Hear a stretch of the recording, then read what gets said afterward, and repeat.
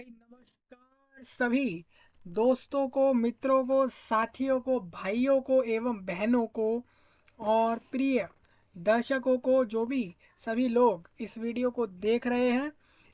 मैं आपको बताना चाहता हूं दोस्तों, यहाँ पर all India institute of hygiene and public health यानी गवर्नमेंट ऑफ इंडिया के अंदर ministry of health and family welfare के अंदर आने वाला एक विभाग है, जो कि all India institute of hygiene and public health है।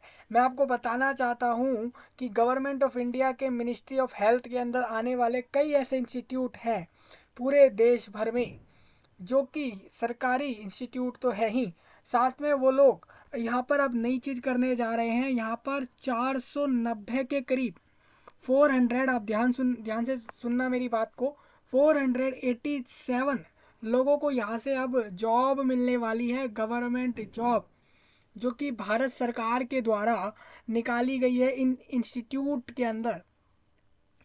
वो कौन सी पोस्टें हैं, क्या एलिजिबिलिटी, क्वालिफिकेशन, सैलरी, क्या काम करना है, फॉर्म का फीस क्या है, सिलेक्शन प्रोसीजर क्या है, कौन कौन सी ऐसी पोस्टें हैं, कैटेगरी वाइज वो पोस्टें क्या क्या रहेंगी, सारी जानकारी आपको इस वीडियो में मिलने वाली है। मैं आपको बता दूं, यहाँ पर ये जो जॉब रहेगी ये पूरे देश भर के लिए रहेगी।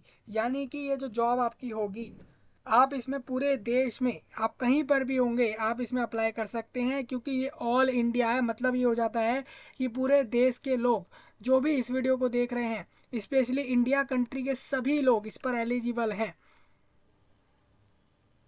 क्योंकि गवर्नमेंट ऑफ इंडिया की जॉब है। आप समझ रहे होंगे, यहाँ पर मैं आपको सारी जानकारी इस वीडियो में बताने वाला हूँ। इस नोटिफिकेशन के अंदर की सारी जानकारी हम खंगाल लेंगे, सब कुछ देख लेंगे।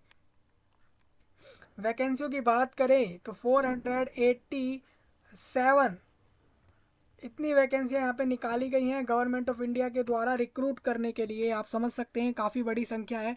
अगर हम बात करें इंडिया लेवल पर तो कम ही है, अगर स्टेट में होती तो हम समझ सकते थे बड़ी है वैकेंसी, लेकिन पोस्टें कोई मामूली नहीं है, पोस्टें काफ़ी अच्छी खासी हैं। आपको सारी बताने वाला हूँ जानकारियाँ, आप सभी सुनना। और फिर आप सोचना कि आपको अप्लाई करना है नहीं करना है, वो आपकी चॉइस रहेगी। मैं आपको सारी लिंक जो है वीडियो के नीचे डाल दिए हैं, जिसको भी इंटरेस्ट होगा आप अप्लाई कर सकेंगे। दूसरा, फॉर्म अप्लाई करने का प्रोसेस भी मैं इस वीडियो में बता दूंगा। मैं फॉर्म भरवाऊंगा नहीं, सिर्फ प्रोसेस बताऊंगा आपको। जैसे नॉर्मल जनरली मैं आपको अलग से भी बताता ही हूँ, वैसा ही रहेगा, कुछ इसमें नया नहीं होगा। सेम आप जानते ही हैं, जॉब कोई सा भी फॉर्म हो सेम वही रजिस्ट्रेशन और एप्लीकेशन फॉर्म का प्रोसेस फॉलो होता है। चलिए हम जान लेते हैं। ये आपका ऑफिशियल वेबसाइट का लिंक है, आप जैसा अपने स्क्रीन पर देख पा रहे हैं, HLLDGHS.CBT एग्ज़ाम, ये जो वेबसाइट है दोस्तों, ये आपका बनाया गया है। आप जाने तो यहाँ पर ही आपको सारी जानकारियाँ मिल जाएंगी। वेबसाइट ऑफिशियल यही है, जिसके जहाँ पर नोटिफिकेशन को डाला गया है। चलिए भाई आगे हम चलते हैं। नोटिफिकेशन आप देख रहे होंगे कि भाई 26 पेज का है, काफ़ी इंफॉर्मेशन होगी, हम जल्दी जल्दी समझेंगे सारी जानकारियों को। ये बोल रहे हैं कि directorate general of health services, ministry of health and family welfare, government of India के निर्माण भवन, न्यू दिल्ली। न्यू दिल्ली में एक निर्माण भवन नाम की जगह है भाई, ठीक है। उसका वो पिन कोड बोल रहे हैं 1111, ये वहाँ का पिन कोड है, मतलब कि 110011, ये वहाँ का पिन कोड है। कह रहे हैं कि हम ग्रुप बी और सी के डिफरेंट डिफरेंट पोस्टों पर रिक्रूट कर रहे हैं हमारे इंस्टीट्यूट्स के अंदर, जो कि हमारे खुद के भारत सरकार के हैं। यहाँ पर बोल रहे हैं जो आपके मिनिस्ट्री ऑफ हेल्थ के अंदर आते हैं इंडिया में। और ये बोल रहे हैं कि all India institute of hygiene and public health जो है ये कोलकाता के अंदर एक है। उसके अलावा national centre for disease control, ये दिल्ली के अंदर NCDC नाम का इंस्टीट्यूट है। ये एक हेल्थ सर्विस देने वाला इंस्टीट्यूट है, मतलब कि इंस्टीट्यूट जो है वो हेल्थ से रिलेटेड सर्विस देता है। दूसरा एक है आपका national centre for vector bones diseases control, ये भी आपका दिल्ली के अंदर ही है। इसका शॉर्ट फॉर्म भी आपको दिया है BCG, वैक्सीन लेबोरेटरी, ये आपका चेन्नई के अंदर है। तो आप समझ पा रहे होंगे कि कितने सारे इनके इंस्टीट्यूट है जगह जगह। और इन सारे इंस्टीट्यूट में आप देख रहे होंगे सारे के सारे मिनिस्ट्री ऑफ हेल्थ में, गवर्नमेंट ऑफ इंडिया में आते हैं, यानी कि सारे के सारे गवर्नमेंट है, आप समझिए। और दूसरा देखिए यहाँ पर central institute of psychiatry, CIP Ranchi के अंदर है ये, national institute of TB and respiratory diseases, यानी कि NITRD। इसको बहुत लोग यहाँ पर भी आते हैं काफ़ी तरह के अलग अलग तरह के इलाज कराने अपने जो है। हॉस्पिटल है ये एक, और इसके अंदर ये इंस्टीट्यूट है, इनको हम हॉस्पिटल ही कहते हैं जनरली लोग। अगर आप समझें तो लोग इसमें बात करते हैं इसको हॉस्पिटल ही कहते हैं, एक्चुअल में इंस्टीट्यूट होते हैं ये। आप देखें तो ये न्यू दिल्ली में है, एक GMSD करके, यानी कि जनरल मेडिकल स्टोर डिपो नाम की जगह ये स्टोर है। और ये and Chittaranjan national cancer institute ये आपका कोलकाता में। तो इन सारे जगहों के इन सभी इंस्टीट्यूट में रहेगी ये सारी वैकेंसियाँ। सबको समझ लेते हैं क्या बोल रहे हैं, सारी जानकारी हम ले लेते हैं कि इन्होंने देखिए बताया है आपको, डायरेक्ट बता दिया है कि किस इंस्टीट्यूट में हमें किस पोस्ट पर कितने लोगों की ज़रूरत है, और उस पोस्ट पर जो हम ले रहे हैं उनमें किस कैटेगरी वाले कैंडिडेट की वैकेंसी कितनी है। और सारा कुछ इन्होंने एक एक बिल्कुल थ्रू आउट इन्होंने स्प्लिट करके एक एक जानकारी दी है, अलग अलग टुकड़ों में बता दिया है सारा कुछ। जैसे कि सपोज मानिए यहाँ पे रिसर्च असिस्टेंट का पोस्ट आपको सीरियल नंबर 1 पे दिख रहा है, जो कि NCDC में 3 वैकेंसी बोल रहे हैं ये। तो आप देखेंगे तो NCDC क्या है भाई, तो NCDC हम समझें तो NCDC आपका ये है, national centre for disease control Delhi, इसी का नाम रखा गया है, ये शॉर्ट में इसको बोल रहे हैं। तो आप समझ लेना, आप यहाँ से मैं जो आपको बताऊंगा इसका मतलब आपको डायरेक्ट यहाँ से इसको यहाँ से समझना होगा कि इनके अंदर कौन कौन सी चीज़ें हैं। तो इस तरीके से आप आसानी से समझ पाएंगे इन सारी जानकारियों को। बारी बारी हम करके समझ लेते हैं। ये बोल रहे हैं ये नोटिफिकेशन 10 तारीख का है, इन्होंने एक नोटिस और दिया है यहाँ पे एडेंडम, यानी कुछ इन्होंने मॉडिफिकेशन चेंज करके इन्होंने एक और नोटिस डाला है, जिसमें ये बोल रहे हैं कि एक जगह की वैकेंसी को इन्होंने कुछ चेंज करके बताया है, कैटेगरी वाइज स्प्लिट जो है इनका नोटिफिकेशन में सही तरीके से नहीं हो पाया था, तो वो अपना नोटिस दे के अलग से वो बता चुके हैं। तो हम यहाँ जानेंगे इस टेबल के जरिए कि यहाँ पर कौन से पोस्ट पर क्या वैकेंसी है, क्या सैलरी है, और आपकी एजुकेशनल क्वालिफिकेशन क्या रखी गई है हर पोस्ट पर। और दूसरा हम यहाँ पर एज भी जानेंगे कि किस पोस्ट पर ये क्या एज रख रहे हैं आपकी सिलेक्शन के लिए। अब सबसे पहले मैं आपको एक चीज़ और बता दूं, ये जैसे आप देख रहे हैं कि जो है सैलरी कितनी होगी, तो हम ये भी जान लेते हैं। मैं एक एक काम करता हूँ, मैं यहाँ पर आपकी गवर्नमेंट ऑफ इंडिया की जो लेवल्स हैं उनकी सैलरी निकाल निकाल के चेक करता हूँ कि क्या सैलरी है। मैं आपको डायरेक्ट उनके नंबर्स दे देता हूँ जिससे कि आपको क्लियर हो जाए।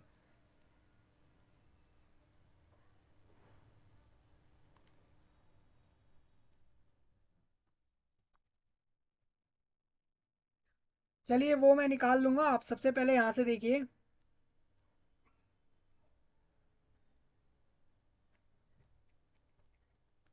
सबसे पहले हम तब तक ये समझ लेते हैं कि यहाँ पर रिसर्च असिस्टेंट पे बोल रहे हैं 3 वैकेंसियाँ, 3 में से ये बोल रहे हैं कि तीनों की तीनों हम यहाँ पे OBC वाले को देंगे। हम ना हम अनुसूचित जाति को दे रहे हैं, ना जनजाति को दे रहे हैं, ना EWS को दे रहे हैं। हमारी ये तीनों वैकेंसी अदर बैकवर्ड कास्ट को जाएंगी। अब ये क्यों बोल रहे हैं मैं आपको ये इसमें जो इन्होंने अपनी वैकेंसी इन्होंने रिक्रूट जो जैसी वैकेंट होती हैं वैसी भरी जाती है। सपोज मानिए अगर कोई वैकेंसी किसी इंस्टीट्यूट में हॉस्पिटल में जिसकी खाली हुई है वो उसी से भरी जाएगी। ये प्रोसेस होता है सिंपल सा, जिन लोगों को समझ आ रहा होगा अच्छी बात है।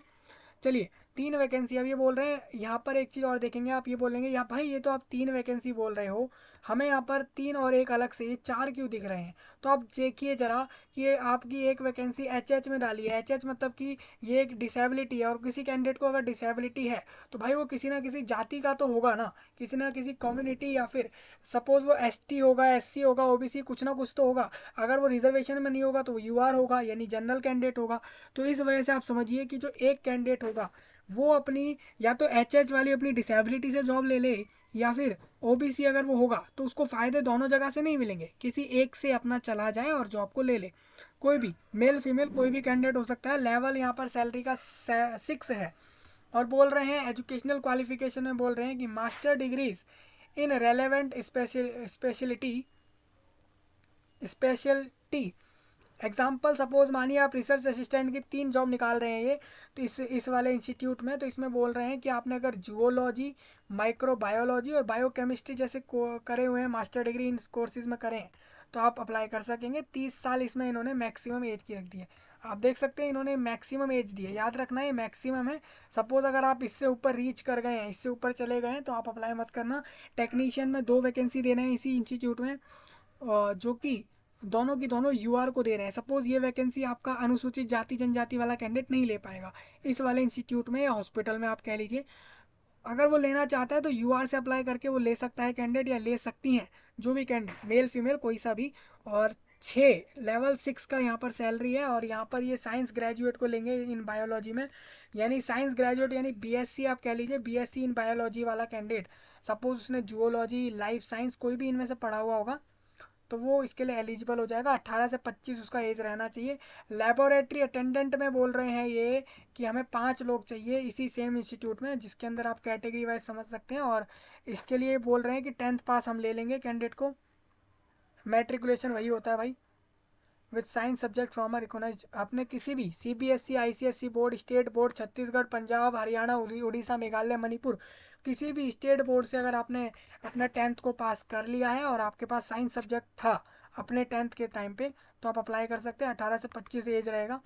अभी आप यहाँ पर जैसा देख रहे हैं कि जिन जिन एजों में सिर्फ आप मैक्सिमम एज देख रहे हैं तो वहाँ मिनिमम आप 18 मान के चलिए, क्योंकि अगर कोई कैंडिडेट मास्टर कोर्स करा हुआ है तो वो 18 तो मिनिमम होगा ही। रिसर्च असिस्टेंट का आप देख सकते हैं इस इंस्टीट्यूट में एक वैकेंसी है। लेबोरेटरी असिस्टेंट ग्रेड 2 में दूसरे इंस्टीट्यूट में आपकी 3 वैकेंसियाँ बोली हैं। लेवल 4 का सैलरी है।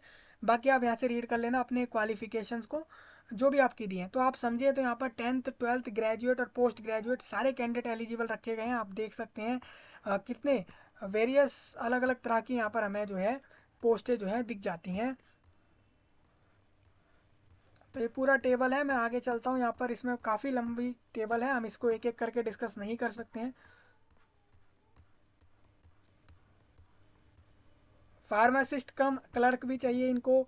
इनको जो है यहाँ पर आप देख लीजिए किचन स्टाफ भी चाहिए अलग से। किचन स्टाफ में ये लोग 10 लोग लेंगे। एनआईटी आरडी के अंदर 10 लोगों को लेंगे, 10 में से 5 यूआर से लेंगे, बाकी आप एससी से 3 को लेंगे, ओबीसी से 1 को लेंगे। और बाकी आप यहाँ से समझ लेना सारा कुछ। जिसकी भी पोस्ट में डिसेबिलिटी वालों के और किसी भी पोस्ट की अगर कैटेगरी में वैकेंसी नहीं है तो आप उस पोस्ट में यूआर से तो अप्लाई कर ही सकते हैं। रेडियो थेरेपी टेक्नीशियन में लिखी हैं अलग वैकेंसियाँ, तो आप देख सकते हैं कितने सारे 64 तरह के डिफरेंट पोस्टें हैं। और वैकेंसियों की बात करें तो ये 487 वैकेंसियाँ हैं। आप देखिए नोटिफिकेशन में आधे से ज़्यादा तो पेज यही इन्हीं चीज़ों से कवर है सारा का सारा। साहब अब आपको करना क्या होगा, आपको जिस भी पोस्ट में इंटरेस्ट होगा आप एलिजिबल होंगे। आप एलिजिबिलिटी चेक कैसे करेंगे, आप यहाँ से टेबल में देखेंगे आपको, आप ग्रेजुएट हैं पोस्ट ग्रेजुएट हैं जो भी है अपनी क्वालिफिकेशन देखिए, उसके हिसाब से देखिए कौन कौन सी पोस्ट पे आप अप्लाई कर सकते हैं, आप अप्लाई कर दीजिए। सपोज मानिए डिसेबिलिटी में कहीं ब्लाइंड लिखा है, कहीं एलवी लिखा है, तो low vision, deaf, hard of hearing, 1 arm 1 leg, ये सारी डिसेबिलिटीज़ के फुल फॉर्म लिखे हुए हैं। ना कि सिर्फ डिसेबिलिटीज़ के कैटेगरी वाइज भी आप देख रहे थे यूआर का मतलब क्या है और बाकी चीज़ों की सबकी जानकारी आपको यहाँ से दिख रही होगी।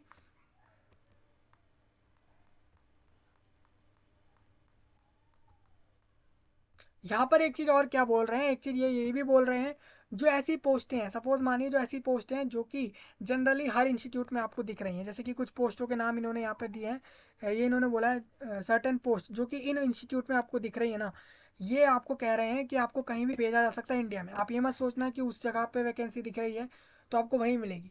मतलब इन मेन इंस्टीट्यूट में से कहीं पे भी आपको शिफ्ट कर सकते हैं। सपोज मानिए आपको यहाँ वैकेंसी मिल रही थी, इन्होंने यहाँ भेज दिया, आप चाह रहे थे कि आपको एन डी सी में मिले और इन्होंने G M S T institute में भेज दिया, तो ऐसा हो सकता है।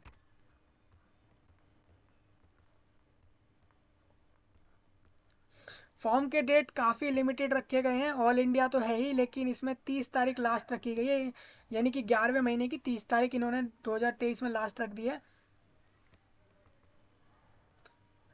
याद रखना 15 मिनट पहले तक का समय रहेगा आपके डे एंड से पहले, डे एंड होने से पहले।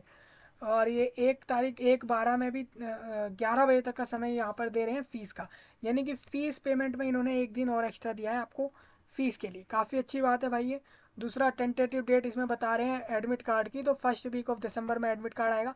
सारी जानकारी इन्होंने बिल्कुल क्लियर दी है भाई, क्योंकि ऑल इंडिया रिक्रूटमेंट है तो सारी जानकारी देना ज़रूरी होती है। 2nd वीक ऑफ दिसंबर में इसका एग्ज़ाम हो जाएगा। 3rd वीक में रिजल्ट रैंक लिस्ट आएगी और डीवी आपका 4th वीक में हो जाएगा, यानी कि आप नए साल में आप जाकर इस जॉब में आप जो है वहाँ पर एक एम्प्लॉय होंगे, आपकी जॉब लग चुकी होगी। ये आपका न्यू ईयर तक हो जाएगा। एग्ज़ाम का क्वेश्चन पेपर आप जो भी एग्ज़ाम रहेगा वो आपका इंग्लिश हिंदी दोनों में मिलेगा आपको। तो आप देखिए 1 महीना पहले मिल जाएगा आपको एडमिट कार्ड इस एग्ज़ाम का। ये कुछ पॉइंट है, कोई कैंडिडेट चाहे तो रीड करना, ये काफ़ी इंपॉर्टेंट होते हैं। पे इसके लिए आपको देखिए इन्होंने बता दिया भाई अच्छा हुआ, काफ़ी अच्छा हुआ। बहुत खुशी हुई है जानकर कि आपने जो है टेबल में ऊपर लेवल तो दे दिए लेकिन एंड में ज़रूर सैलरी बताई कि भाई हम ये सैलरी दे रहे हैं। तो आप देख लीजिए ये सैलरी बता रहे हैं यहाँ पर। जो आपने पोस्ट सबसे पहले वाला देखा था लेवल 6 का, वो 35,400 से लेके 1,12,000 पे एंड होगा। ये आप देख सकते हैं। मैं आपको थोड़ा और ऊपर लेके चलता हूँ सबसे पहले वाले पेज पर। देखिए रिसर्च असिस्टेंट को कितने मिलेंगे, तो 35,000 भाई आपको मिल रहे हैं। अगर आप रिसर्च असिस्टेंट बन जाते हैं यहाँ पर तो आपको इतने मिल जाएंगे। सेम टेक्नीशियन और बाकियों के भी लिखे हुए हैं लेवल्स, आप यहाँ से चेक करना।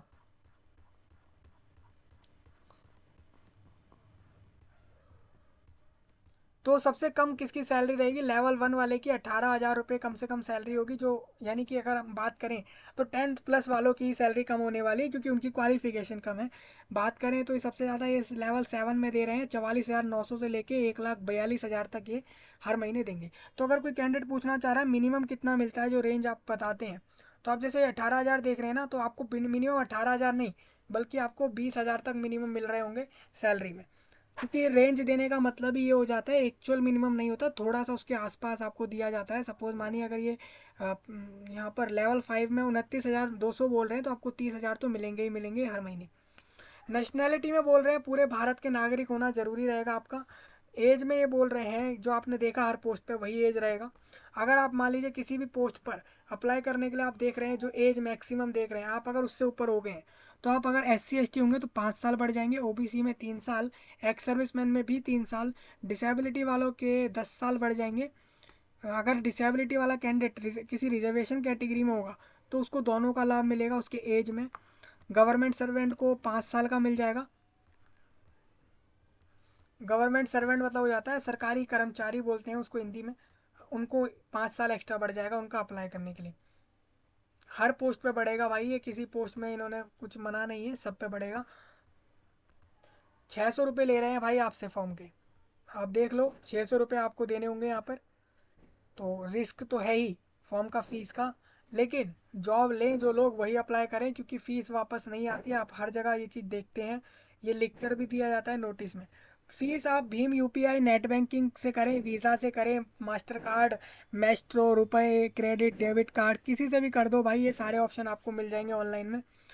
फीस में बोल रहे हैं कि 1/12 तक आप फीस मैंने आपको बता ही दिया था ये जानकारी।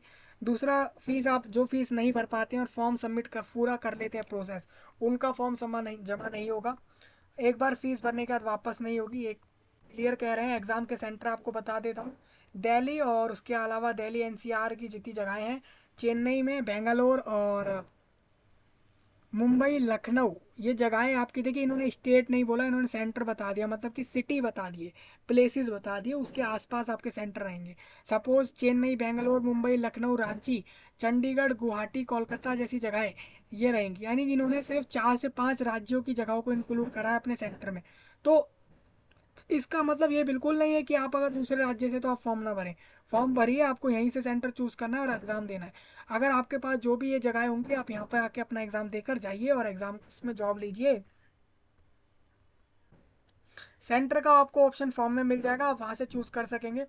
स्कीम ऑफ एग्ज़ाम में बोल रहे हैं कंप्यूटर बेस्ड एग्ज़ाम ले रहे हैं हम, और कह रहे हैं हम ये एग्ज़ाम जो है ऑब्जेक्टिव टाइप पेपर देंगे आपको।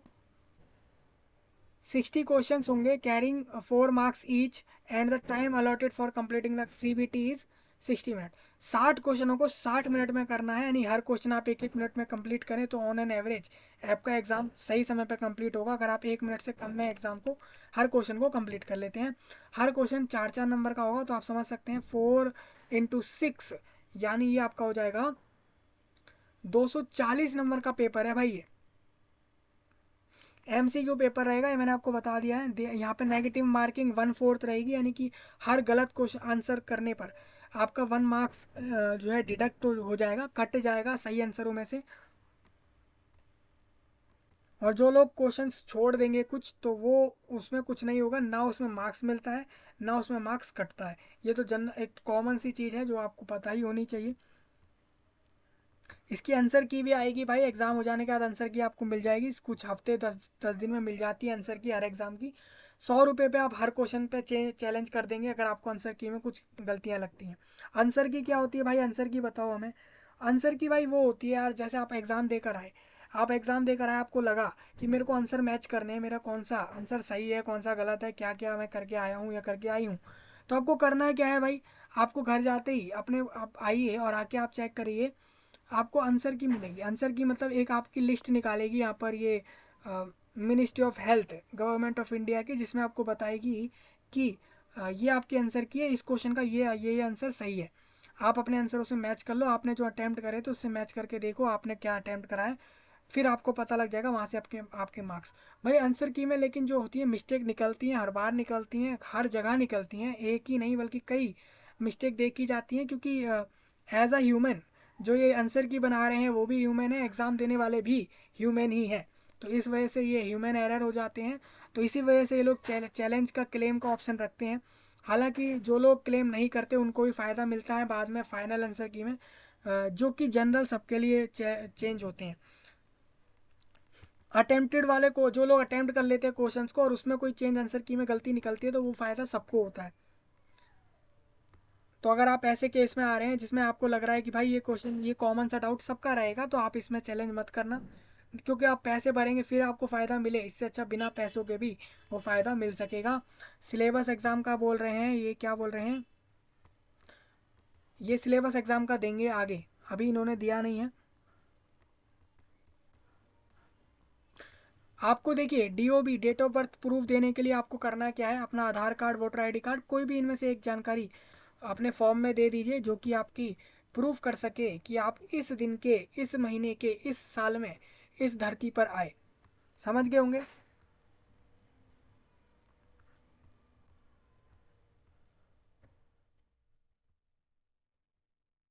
ये कुछ इंस्ट्रक्शन कॉमन से हैं, ये आप चाहें तो इसको रीड करना, ये कॉमन से इंस्ट्रक्शन रहेंगे।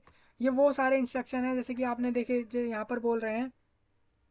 हाँ भाई ये एक पॉइंट रह गया था, काफ़ी इंपॉर्टेंट है भाई।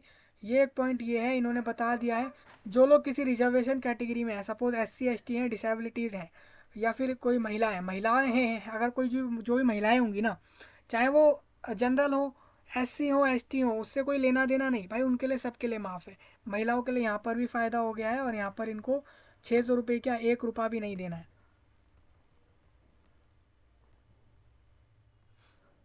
जिसको भी डॉक्यूमेंट अपलोड करने में कोई प्रॉब्लम आए, जाकर वीडियो ज़रूर देखना, जिसमें बताया गया है आपको कि फ़ोटो को या किसी भी डॉक्यूमेंट के फॉर्मेट को और उसको कंप्रेस कैसे करते हैं, किसी भी डॉक्यूमेंट के साइज़ को, सारी जानकारी उस वीडियो में है, आप जाकर देखें। हाउ टू अप्लाई में मैं आपको बता दूंगा अभी कैसे अप्लाई करना है, सिंपल रजिस्ट्रेशन और वो सब होता है, मैं आपको आगे बताने वाला हूँ क्या क्या होने वाला है इसमें।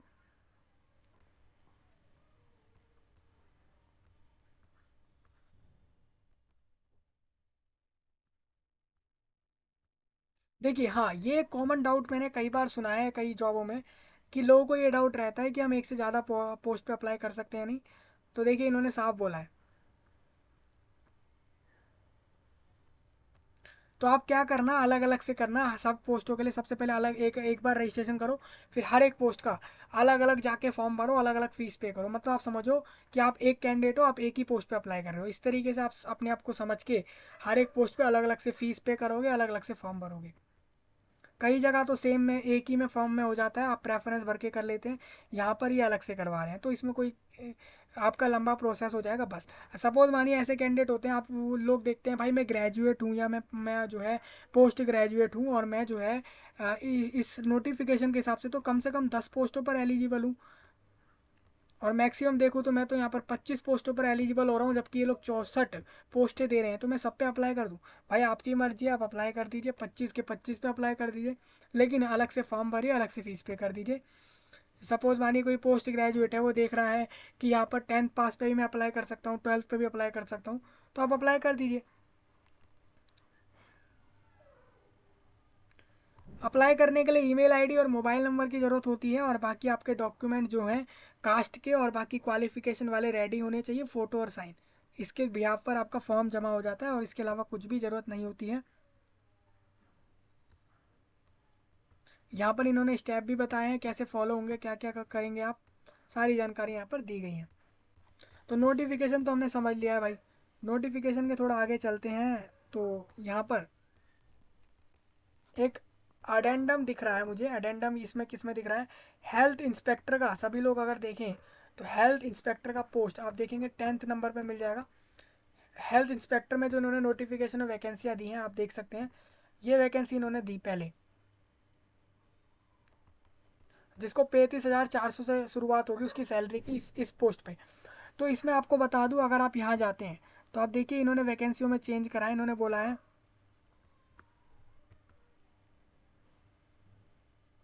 अब उनको इस तरीके से पढ़ा जाएगा। तो जो लोग हेल्थ इंस्पेक्टर पे अप्लाई करें तो इस वाली टेबल को जरूर रीड करना। यूआर के लिए 30 कर दिए, SC ST में यहाँ पे 10, 5, 18, 7 कर दिया है।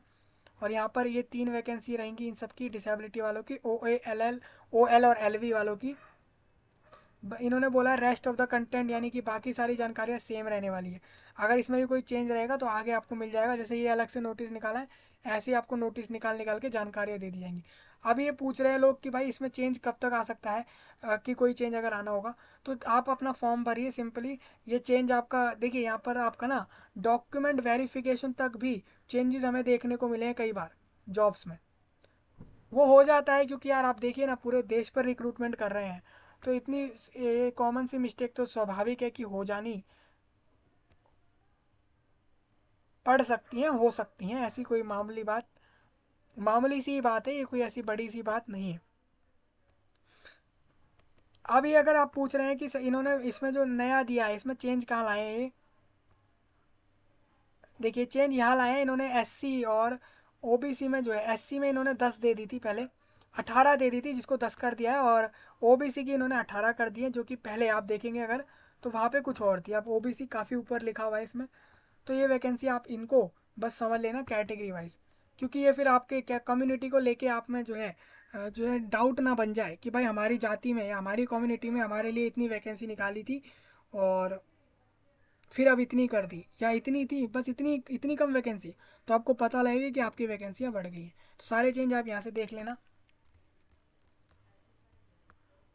चलिए यहाँ पर आ गए हम फॉर्म की तरफ।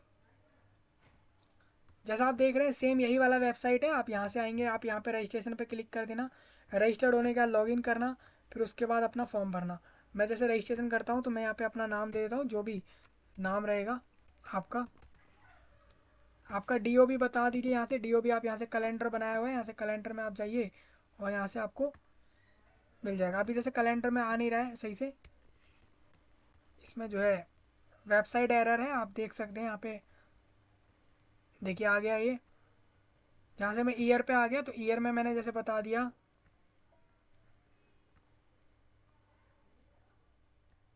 भाई, और पीछे, और ये मैंने बताया 2002 सितंबर, और ये 8 सितंबर 2002 का डेट DOB बता दिया। ईमेल आईडी पूछ रहे हैं तो मैंने बता दिया। ये जो है ये ईमेल है, इसको कंफर्म करने के लिए आप सिंपल इसको कॉपी कर लेना और इसको ऐसे पेस्ट करना। यहाँ पे हो नहीं रहा है तो वही है, आप सेम ऐसे करके कर सकते हैं, जो भी आपका रहेगा। उसके बाद अपना मोबाइल नंबर डालिए भाई। यहाँ पे देखिए कह रहे हैं वैलिड प्रोवाइड करें, तो सारी जानकारी वैलिड देनी है, मोबाइल नंबर देना है, कैप्चा डाल के रजिस्टर कर देना है। यहाँ से रजिस्ट्रेशन हो गया, उसके बाद फॉर्म भरिए। फॉर्म में आप अपना जिस भी पोस्ट पे अप्लाई कर रहे हैं एक फॉर्म में एक ही पोस्ट सिलेक्ट कर सकते हैं, वहाँ पे सेंटर चूज़ कर लेना और फॉर्म भर देना। आप इंडिया में कहीं भी एग्ज़ाम नहीं दे सकते, जहाँ सेंटर दिए वहीं एग्ज़ाम देना होगा, वो आपको ऑप्शन मिल जाएंगे। अप्लाई कहीं से भी कर सकते हैं आप इंडिया में। तो अगर आपको कोई भी इसमें ना कुछ भी ना समझ आया हो कमेंट में बताइए। इस वीडियो को पूरे देश भर में फैलाइए, पूरे इंडिया कंट्री में लोगों तक फैला दीजिए, दूर दूर तक, कि भाई यहाँ पर हमारी जो है हेल्थ इंस्टीट्यूट में, यानी कि हॉस्पिटल्स कह लीजिए या हेल्थ इंस्टीट्यूट जो भी होते हैं, जो कि आपके चिकित्सा के इंस्टीट्यूट होते हैं, जो कि आपको सर्विस देते हैं, स्पेशली गवर्नमेंट इंस्टीट्यूट हैं सारे के सारे, यानी कि सभी जॉब सारी गवर्नमेंट से, और रेगुलर है और परमानेंट जॉब है, ये कोई अस्थायी यानी कि टेम्पररी जॉब नहीं है। क्योंकि रिक्रूटमेंट में नोटिस में ऐसा कुछ भी नहीं था कि ये जॉब आपकी कॉन्ट्रैक्ट बेस है या ऐसा कुछ यहाँ पर नहीं दिया गया था। तो काफ़ी अच्छी बात है भाई, आपकी सरकारी जॉब तो है ही, सैलरी के अलावा भी बहुत से फ़ायदे एम्प्लॉय को मिल जाते हैं अगर वो जॉब कर रहा होता है, वहाँ पे कर रही होती है। जो भी मेल फीमेल होते हैं सभी को फ़ायदे मिलते ही हैं। आप इसको हिमाचल प्रदेश, झारखंड, उड़ीसा, मेघालय, मणिपुर, केरला, कर्नाटका, वेस्ट बंगाल, बिहार, पंजाब, दिल्ली, हर जगह दूर दूर तक फैला दीजिए लोगों लोगों तक कि यहाँ पर आपकी जॉब आ चुकी है। मिलेंगे आपसे दूसरे टॉपिक में, तब तक के लिए आप सभी का धन्यवाद।